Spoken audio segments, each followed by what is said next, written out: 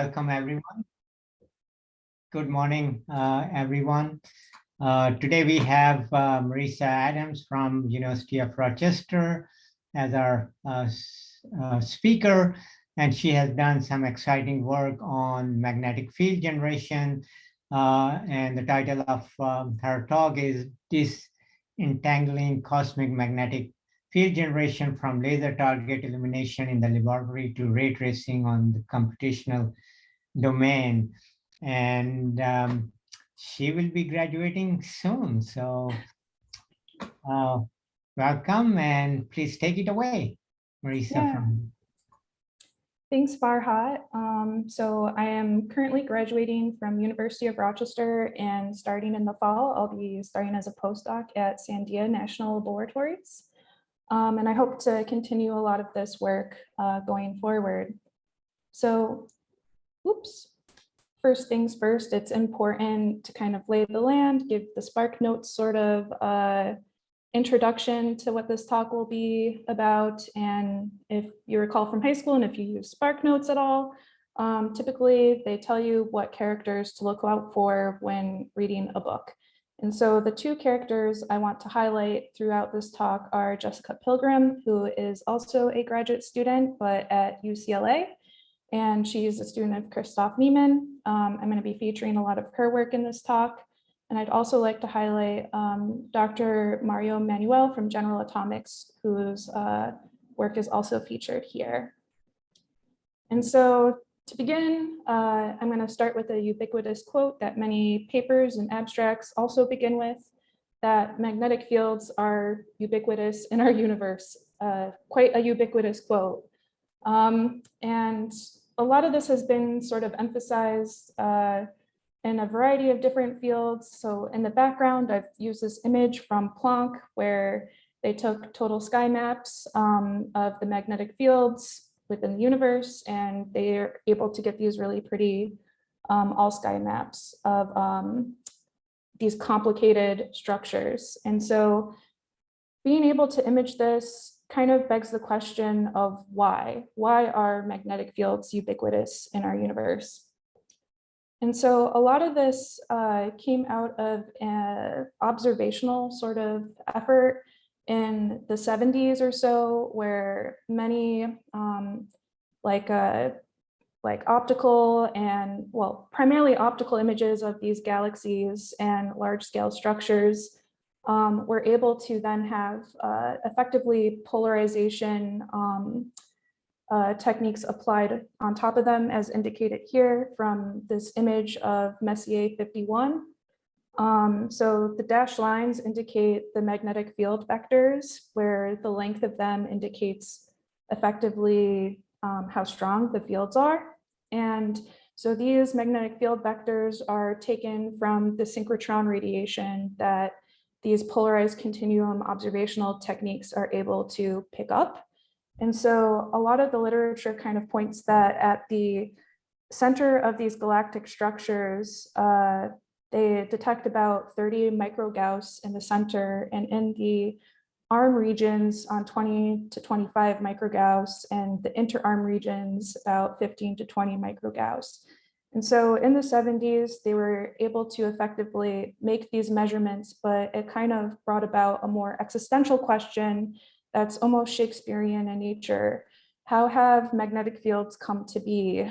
So if we think about a scenario where at t equals 0, does b equal 0? How do we then start to obtain magnetic fields, otherwise referred to as seed fields? So given that we know that magnetic fields exist as a function of space and time, that means we can describe their time evolution.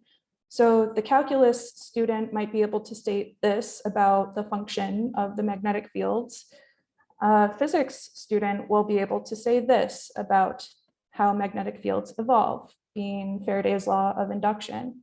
However, this kind of brings about a chicken and the egg sort of problem, in that how do we come to describe and interpret what the electric field is, or E, right? So this is where research can start to play a bit of a role, in the sense that we can describe, or I like to kind of envision the era of recombination after the Big Bang, where the universe is this sea of, diffuse particles interacting with each other, maybe occasionally bouncing off of one another. And we can then cast a net over these particles, metaphorically speaking, and describe them in terms of a distribution function. Given that, we can describe how that distribution function changes over time.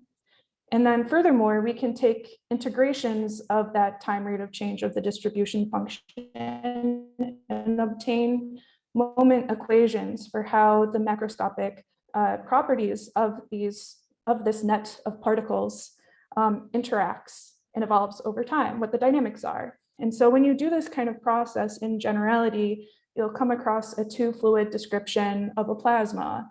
And so this two-fluid description typically is done in terms of two species, the ion species that are positively charged and the negatively charged electron species. So if we take the electron equation of motion, which is in terms of Ohm's law, we can then get an expression for E. So if we're dealing with ideal MHD, we'll get the dynamo term. And when we plug that into Faraday's law of induction, we get the ideal form of Faraday's law of induction. We can further extend that by adding resistivity to this model. Furthermore, when we're dealing with electrons, we'll then have the Hall term come into play. And as a reminder of the fact that we're using the electron momentum equation of motion, we have the electron inertia term. However, there's another term that comes to the front, and that's the battery term, which describes the gradient of the electron pressure. And so the question I like to think about or pose when I give talks about this subject is, who of this expression of the electric field couples to the field or to the flow? So which term actually is in terms of nothing other than aside from the magnetic fields, the currents, or the velocities of the plasma? Which one is in terms of its plasma properties? And I've highlighted the battery term because it's the only term in the generalized Ohm's law that explicitly queries for the electron's equation of state. And so when I'm talking about an equation of state, I mean some sort of relation between the number density, the temperature, and the pressure of the electrons. And so a simple model of that would be the ideal gas law. And that's actually the case for the electrons, is they only really sort of encounter Coulomb collisions. So they act isotropically. And so when we do this and plug it into Faraday's law of induction, and if these gradients in density and in temperature are not parallel, then we get this non-zero cross product between the two. And so some people like to visualize this battery term in terms of the gradient of the electron pressure, but some people like to visualize it in terms of the two other gradients of the equation of state for the electrons. So here with the color from red to blue, we have a gradient in temperature, and then I have indicated little electrons and how dense they are as a gradient, where on the rightmost, they're more dense, and on the left, it's less dense. And in this action, you then induce an EMF, or an electromotive force, which then induces a magnetic field, and this is how the battery occurs. So in the battery term, we have been treating this pressure as isotropic, as it comes from the generalized Ohm's law, which again is tied to the electron equation of motion. But the equation of state for the electrons is relatively straightforward. But what about if we're dealing with a material? What if we're not dealing with an isotropic pressure? Well, we know Biermann battery, as it's been come to be named as this isotropic effect, has been theorized and illustrated in a variety of ways in experiments, but was first noted by Ludwig Biermann in the early 1950s. However, what if we're dealing with something that's anisotropic, right? That's my big question for this slide. So no longer are we just dealing with a gradient, but we're dealing with the divergence of a tensor. And this tensor will have non-zero or non-diagonalizable components to it that can be tied back to parallel and perpendicular components of the temperature. And a great way to visualize this is through filamentation. So if you imagine temperatures varying by some amount in the z direction, where, for instance, at some point in space, like if you move directly next to it in one way, you get relatively the same temperature, but if you go up, it's a different temperature. I like to think of a sine wave for temperature in trying to visualize what filamentation actually means. And so an example of filamentation as we come across in plasma physics was first postulated by Eric Weibel in 1959, where instead of viewing things from this macroscopic perspective, he then considered anisotropy in that distribution function, or that net we cast around our series of end particles. And so he does this for the case of anisotropy in the velocity distribution rather from the temperature, but relatively speaking, still a similar effect. So the big question you might be thinking of is, well, who cares about this? If we do a bibliographic coupling study, we can actually learn that a variety of people in science care about the Biermann battery and about the Weibel instability, from cosmologists to us plasma physicists and those of us who are in high energy density physics here today. And so these are what those people look like in some way of visualizing them. So here we have the entire shared knowledge space between the Weibel paper and the Biermann paper. And so what I mean by knowledge space are effectively all of the documents that cite both of these papers and their references. So on the left, we see a cluster of two different clusters. So one that's yellow and one that's red. These effectively illustrate all of the knowledge space pertaining to the Weibel paper, whereas on the right, the blue cluster are all of the papers that seem to cite the Biermann paper. And of course, we can see there's more of a pathway or connection of papers in the middle that are primarily blue.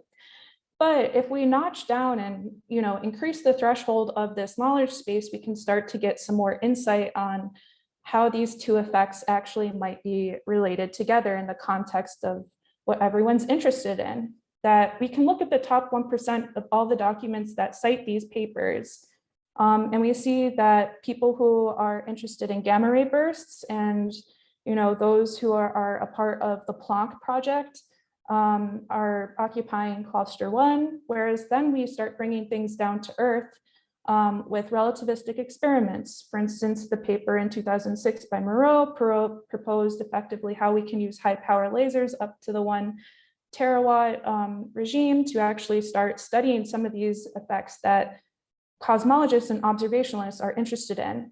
But then this, of course, connects all the way back to the basic understanding of astrophysical magnetism, and that pertains back to Biermann battery. So we've learned a lot since 1950, but of course we have much farther to go. So if I standardize all of the keywords from all of these papers that are within the shared Biermann and Weibel knowledge space, I get this. And I can see that for some thresholds that 3 different clusters emerge. So we have this yellow cluster that seems relatively representative of plasma physics, and this blue cluster that seems relatively representative of astrophysics. And on the top, we see the Weibel instability appears as a keyword, in that it's close to this red cluster that effectively has keywords that encompass relativistic phenomenon. However, we can see that below we have Biermann battery as a keyword in the astrophysics cluster, but not much is actually occupying that space between astrophysics and plasma physics on the bottom, aside from a few keywords being laboratory astrophysics and laser-produced plasmas. And in fact, UCLA has begun an experimental campaign to probe the volumetric structure of such Biermann fields. And so this is where the first character I mentioned in the beginning of my talk comes into play, Jessica. And so Jessica uses this peening laser heater beam to heat up a target, as indicated in the figure to the left by this red conical structure. And on top of that, she has optical Thomson scattering, as indicated by the green conical structures that are on axis and are collecting information from some collection volume. So she's able to do this in a high rep rate manner. So she can take thousands of shots in a matter of hours. And so this is something that's really valuable in trying to effectively probe and map out how these Biermann fields evolve. And so it's also helpful because we know that the Biermann battery is, in terms of the plasma properties, the electron number density and electron temperature, that she has optical Thomson scattering. And so you can find proof of concept for this in this paper actually published by an undergraduate biology student named Marietta Calloway. And so she uses a target made of polystyrene and 3 B dot coils to then probe these fields. And so we can consider these different planes that she can slew through at various distances away from the target, and we get a visualization like this. And so to read a plot like this, I would suggest the following.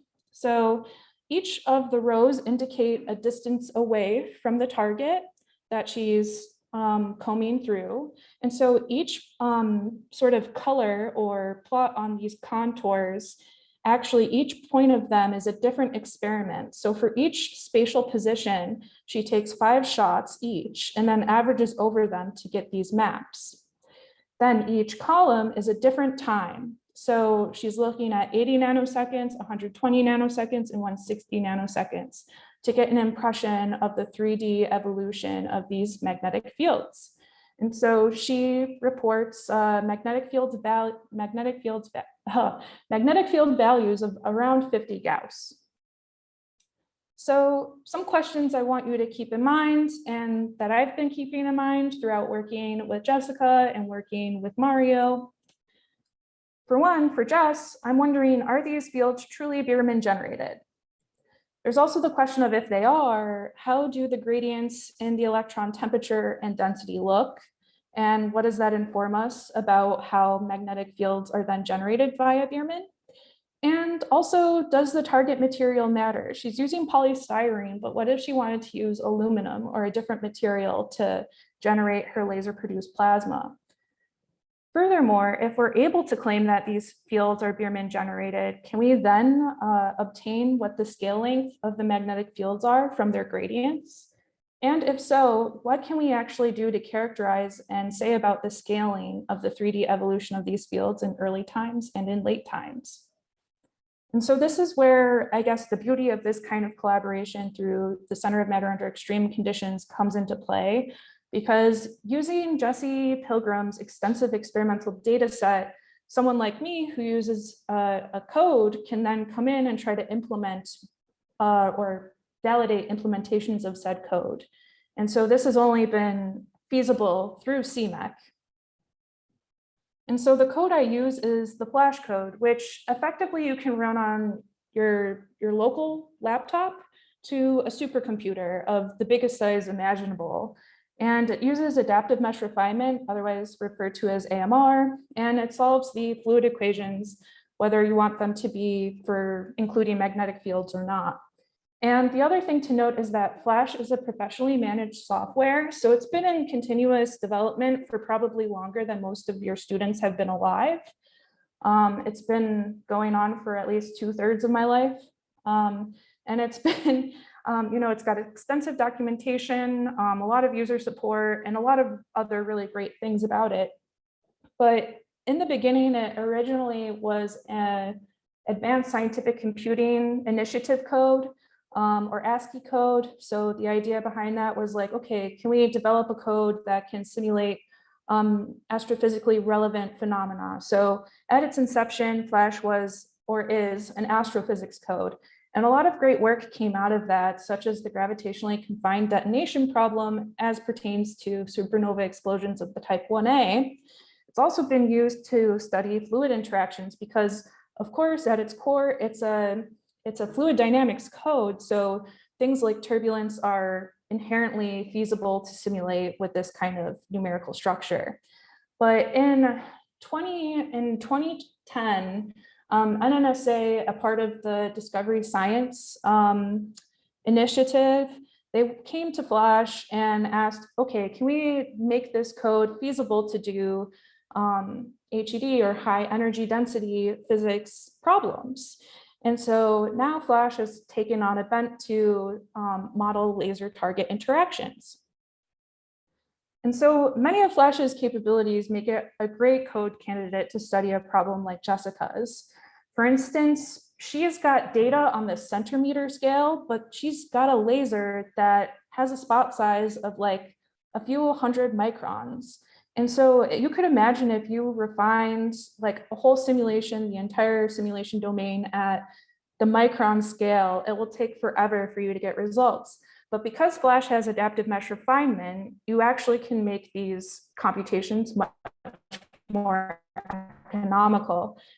And so to illustrate the power of adaptive mesh refinement, over to the left here, I've plotted the double Mach reflection problem, which is a standard verification problem up to 8 levels of refinement. And then in figure B, I kind of am indicating how the grid decides to refine based on the size of its nearest neighbor, and how then fluxes are also added to make sure that flux is conserved across cells of different size.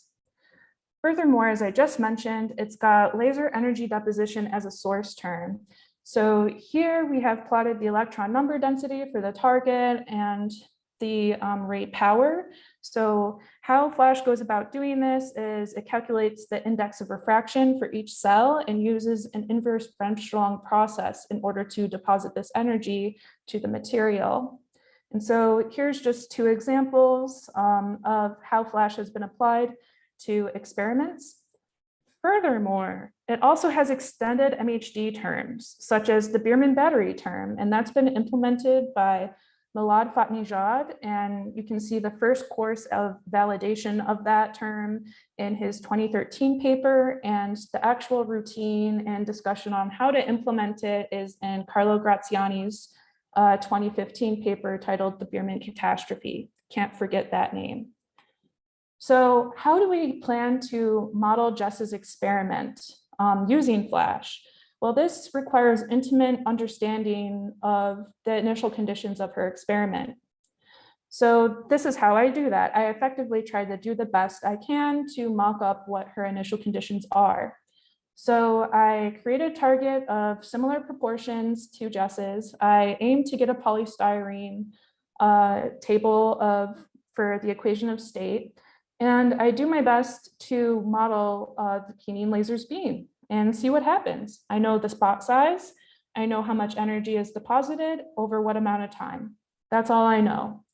And so I decide to model that as a triangle beam, where at the peak, I choose an amount of wattage such that under the area of the curve, there's 10 joules. And so I do this in a top-down XY plane in 2D Cartesian. And I do it so that I can capture information on the laser side where it's depositing energy through values of positive X, and on the data collection side or values of negative X. And so I do this to kind of be like, okay, let's do a first course run of this, see if this is feasible to experiment. Can I get values within a reasonable time frame at, for where she gets data at the closest approach, in order to be economical with my simulation setup. And if we recall some of those questions from before, whether or not the fields she actually observed were Biermann generated, we want to answer that with this first course of things. So you could imagine, well, what if you just don't use Biermann in one of your simulations and compare? Well, if I do that, then I'm not going to have any fields generated at all with how it's implemented as a source term. So the closest I can get to actually simulating this scenario with no Biermann battery is by having just the source term on during the laser's deposition. And then I'll compare it to a run where I have it on for the full duration. And then I'll ask myself, what can Flash report, and try to determine if this is a feasible enough scenario to model. And so this is what Flash reports.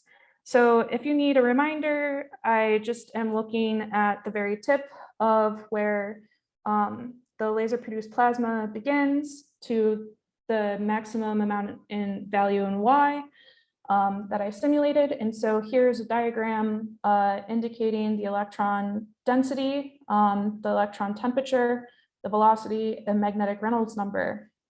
And so what I'm doing here, you can see that the laser produced plasma is not symmetric, it's asymmetric, and this is due to the asymmetry in the drive. And as you might have to do in these kind of experiments, you have a pseudo vacuum that also is operating and having calculations done upon it in tandem with the actual target you're simulating. So here I've made a visualization so that I can visualize the actual target material blown off from the target by the laser 150 nanoseconds after the laser has fired to a white background. So no erroneous sort of computations are present here. And so we find that, relatively speaking, with regard to Jess's optical Thompson scattering measurements, that we're in a good ballpark. We can see that the electron number density is pretty much right on the money. However, we are under predicting the electron temperatures.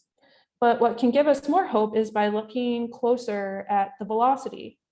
And so we can see, using the streak plot from Jess, where again, each color pixel on here is effectively a different experiment and different data point, we can see that at the same time and at the same position, we can expect to get velocities within the same range that we're getting. Furthermore, we know that she has reported 50 Gauss magnetic fields. So what does this say? What can we now say with Flash's magnetic fields?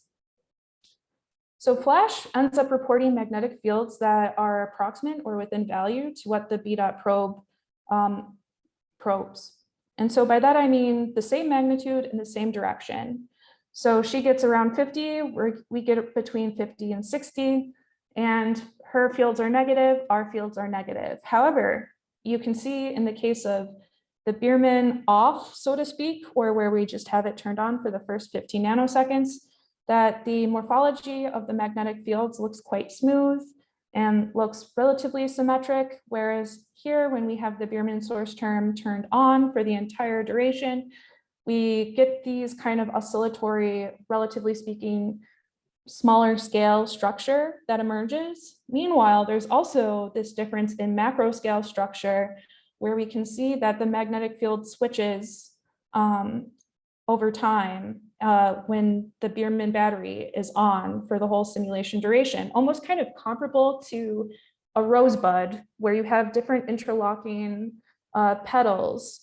Our magnetic field also does this switch. And so this indicates that understanding how Biermann battery is generated within the LPP is really important.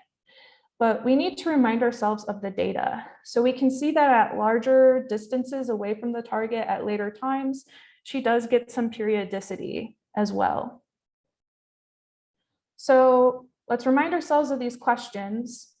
And arguably, we could say that we have started to tackle, perhaps my red check marks are a bit presumptuous, but we can make the claim that these fields are truly Biermann generated. We're getting the same values. And now we have an idea of what these gradients look like. We see that these gradients have two lobes as a result of the spray off, and that the temperature profile is relatively flat. And so this has only just started, to allow us to become, more exploratory in this experimental platform that Jess has developed. And a lot of this work has gone into this publication we had come out this past year. However, there's a question of can we obtain an improved code validation? And our understanding of the peening laser is a bit weak. What can we do to better hone our results, right? There's more questions that are tied into what I have observed in Flash, like why is the electron temperature underpredicted? So if we do this, we can also ask ourselves some of these other big questions. If we know what we're actually simulating is not overfitted, is actually representative of the experiment, we can start probing some of these bigger questions that deal with the scale lengths relevant for magnetogenesis. And so this is what that would effectively look like, right? So using validated simulations, we can then probe larger questions about the Biermann battery. So here on the left in the pseudo color plot, the black to white color bar indicates the magnetic field scale length. So anything that's more black is about 0.1 centimeter, and anything white is much less than that. However, I've taken this control volume that contains the area where the Thompson scattering beam would be coming in, and I calculate the hydrodynamic scale length. And so anything that's white within that control volume is about 1 centimeter. Anything that's red is way above 1 centimeter. Anything that's blue is much less than 1 centimeter.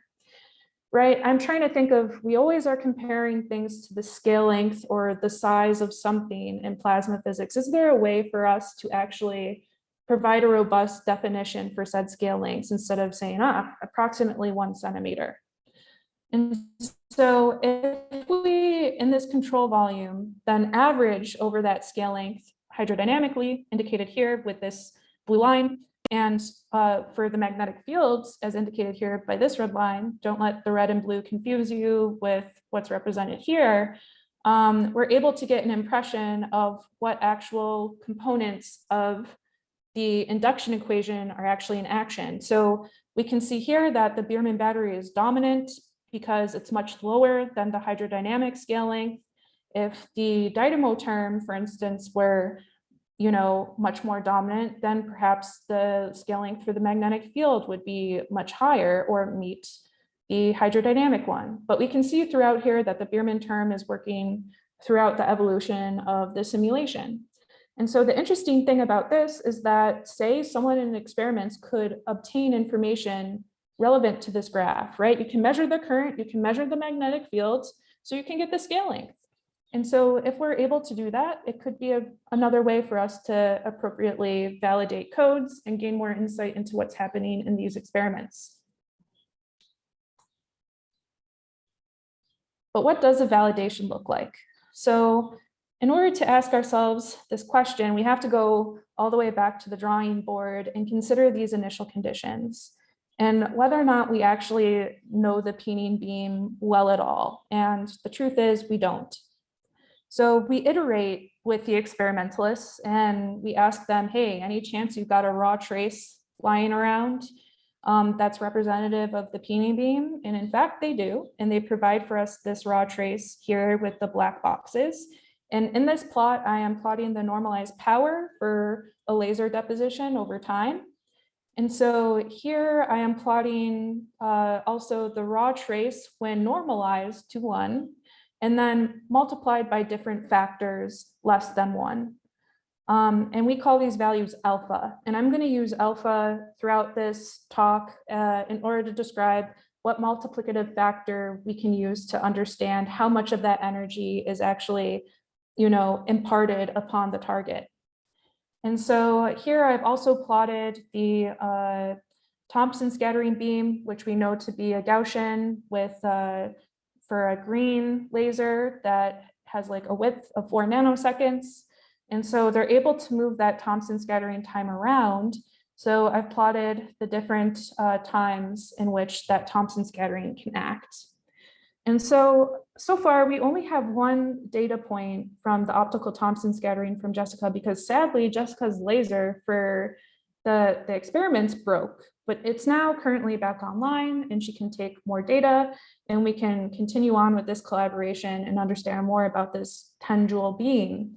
However, I am not at a loss here because Marietta's paper was done with the peening laser, but only for 5 joules. So it's not too much for me to go through and make a similar sort of series of runs for 5 joules instead of 10. And here she has not just one data point from optical Thompson scattering, but she has how many? 7? So that's better than 1. Maybe we can validate to this data set. And so that's what we do. So given all of those different alpha values that I mentioned before that pertain to the laser intensity or the laser power, I vary them between alpha equals 0.1, so about 10% of that 5 joule laser, to about 0.025, so 2.5% of that energy. And this is what I get. So the black boxes with the error bars are Marietta's data, but then these circles are results from the simulation where I've taken a comparable averaging for the control volume that's the same as Marietta's for the optical Thomson scattering and plotted them here. And so the way to read this is on the bottom, I have the temperature, and on the top, I have the electron density. And then each column from left to right is the time in nanoseconds and the distance away from the target. And so the thing to note about the time plots is that all of these points are taken at the same distance away from the target. This distance is the one represented by the dotted line here, 1.5 centimeters away from the target. And so the interesting thing to note is that between 10 to 2.5%, or rather 5% of the absorption percentage, right, we seem to get a pretty good, sort of fit or like representation of the data in the simulations. So we see a similar trend spatially, especially for density, and at farther away distances for temperature. But we consistently seem to underpredict the temperature of the electrons. And this is something that requires much further exploring. So a question you could ask is the vacuum that they have in these experiments truly vacuum? And this is kind of what is important to consider about high repetition rate experiments, is that, yeah, you can get a lot of data, you can, explore so much with that data, much more in comparison, right? Like you can get thousands of shots a day, whereas say on Omega, you might be lucky if you get like on the order of 10, right? So it's just, I know it's an unfair comparison to make, but this is one thing to consider with regard to high rate experiments, because it takes some time in between each shot for that vacuum to then be pumped back down to a relatively true vacuum. So one can ask ourselves, perhaps maybe the temperature that we encounter at closer distances, they might be actually, interacting with some sort of, say, ambient. And so this brings up another one of the questions. Is there a way for us to bracket the velocity of the plasma plume by functions that represent the pressure of the pseudo vacuum that it's interacting with, and with this alpha value that corresponds to the amount of energy absorbed? And we look at this. So another way to approach this validation is, okay, let's vary the actual pseudo vacuum material table. So we do this for, say, if there's actual leftover polystyrene floating around, and we use low Z materials to simulate more of a true vacuum already and numerically. So let's experiment with some other low Z materials. And we vary among those materials the pressure. So our experimentalist friends have told us that indeed they've been able to measure pressures in the vacuum of up to 1 torr. So this is what the validation looks like. So we apply the same plot for this series of 9 runs, and we can see that at lower pressures, things seem pretty much, consistent. There's not much variation between the lower pressures. However, at these higher pressures, we begin to see divergence away from what these lower pressures indicate. And so actually what we're visualizing here is the front of the laser produced plasma. So this kind of brings up the question, is it possible for us to model this velocity in terms of alpha and the pressure of the pseudo vacuum? And we can. So for all of these 9 simulations and more, I know their alpha value, I know the pressure I've initialized in the pseudo vacuum, and then I can calculate at the same position, etc., what the velocity will be for those runs, and I can create a model. And I can then see, okay, does my model fit the data well enough? And this is something that is iterative and requires more progress, but to be continued. The overall question is the vacuum in the experiment, is it truly a vacuum? And we know that this was confirmed by the experimental team, but how should we depict this in the simulations too? And if we are to depict this in the simulations, are we going to be dealing with kinetic effects for instance, the Weibull instability? And if we do, how is that possible to simulate in a collisional fluid-based code? And so this is where I make my M. Night Shyamalan twist and propose that we can think creatively about the actual physical makeup, we're looking at, in order to see how can we use these tools to further understand what's happening. And we did this with the second character I mentioned earlier, Mario, where he had data from shot days back in 2015 from the astrophysical collisionless shock experiments using lasers led by Hae-Suk Park. And the question was, okay, how is the collisionless ion Weibull instability sensitive to these varying plasma conditions? And can we tune the collisionality of these experiments by changing the mean free path of the experiments, by varying the distance between targets, et cetera? And so to give you an impression of what that looks like, in these experiments, they have two wafers that then get ablated by, say, the omega beams and generate these two laser-produced plasmas that then in the center interact in a collisionless way. And so it's through the work of Ross in his 2012 paper that we can say that the electrons don't behave in this way, but they have material properties, and especially if we consider quasi-neutrality, can imply something about how these magnetic fields grow. And so they're able to image these they're able to image the magnetic fields through proton radiography as indicated here. But what we can do as modelers is by considering the collisional component to this experiment. So we do this by being able to benchmark the plasma properties obtained from the optical Thomson scattering of the experiment to single flow overlap simulations. And so this is what those effectively look like. We effectively just take one of the targets, cut it in half, and set up the appropriate beam and initial conditions and obtain what the plasma properties are about the target chamber center. So we do this in a way where we do it for the top and the bottom, and we do it for all the different materials and all of the different distances. And so the actual, chosen run, I suppose to say, was at, I used these alpha values for Jess.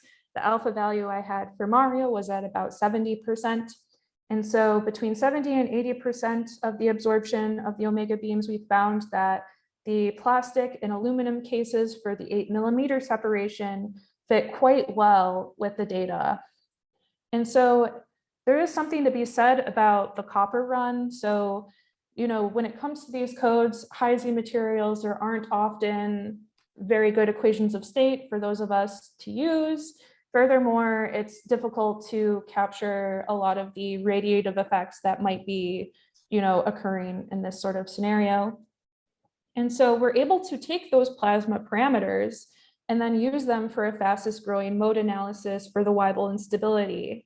So knowing what the density of the electrons are, the volume density, we're able to obtain what the Weibull saturation wavelength is.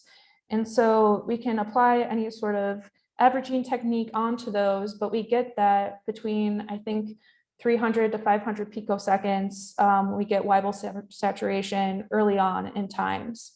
But we can then use those to infer what the actual magnetic fields are and compare them with the Fourier analysis inferred magnetic fields from the proton radiography. And so we can see that there is, relatively speaking, trends here that allow us to, come to an understanding of how these magnetic fields then generate through this magnetic trapping criterion that you can learn more about in Davidson's 1972 paper and is further iterated on by Yang and Ochterberg. But from there, we can come to understand what the magnetic field values are just from the plasma properties. And so I really want to emphasize and bring this back home that we are able to understand more about these Weibull magnetic fields because of those plasma properties, particularly for the electrons.